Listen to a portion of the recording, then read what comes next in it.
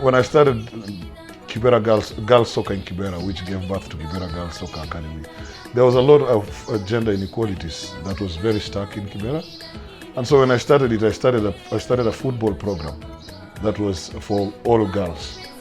And that I thought that was a good way to break the gender imbalance, because football was seen as a man's game.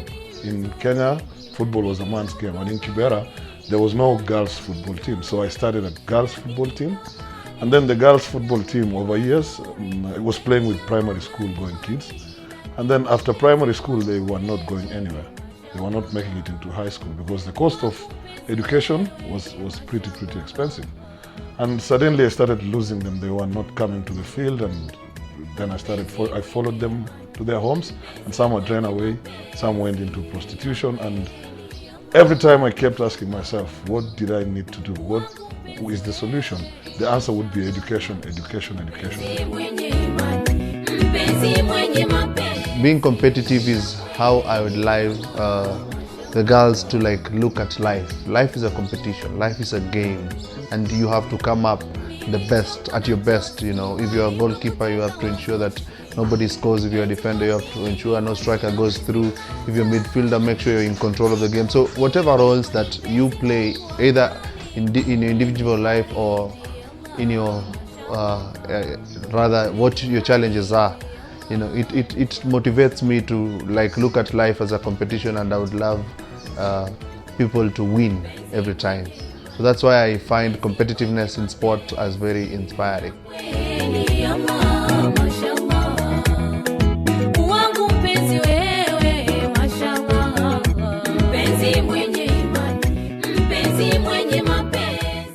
I was really motivated to help them, because I realized these are girls who cannot afford to pay the high school fee.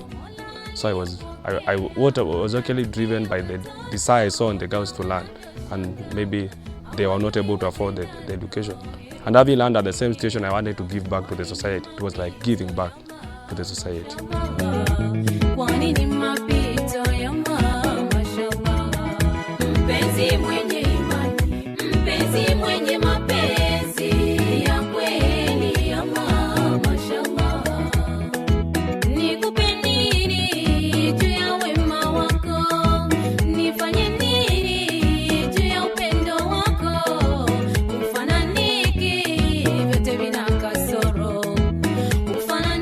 I joined KGSA in 2011, and that's because I want to chase after my dreams, and for you to chase your dreams, you have to have education. The best qualification, I think, is discipline.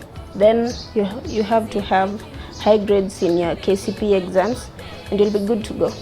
For the football players in KGSA, I just look at them as role models because I love football so much. So when I see them playing, I just see the EPL and the KPL put together. They play so good.